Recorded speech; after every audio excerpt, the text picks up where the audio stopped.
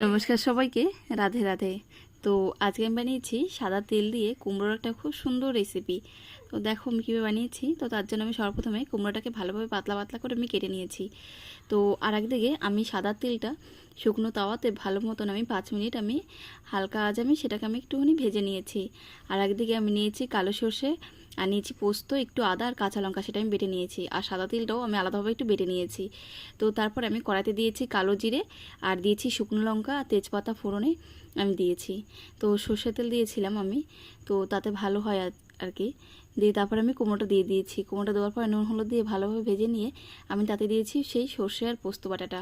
তারপরে কিছুক্ষণ বাদে আমি তাতে দিয়ে দিয়েছিলাম আমি একটু ভাজা মশলা, আর নামিয়ে নেওয়ার একটু আগে আমি দিয়েছিলাম ঘি, আর সামথিং একটু চিনিও দিয়েছি। আর তারপরে নামিয়ে নেওয়ার আগেই আমি দিয়ে দিয়েছি তিল বাটাটা, যাতে খেতে খুব ভালো লাগে। আর খেতেও অসাধারণ হয়েছে, তোমরাও সবাই করে খাবে।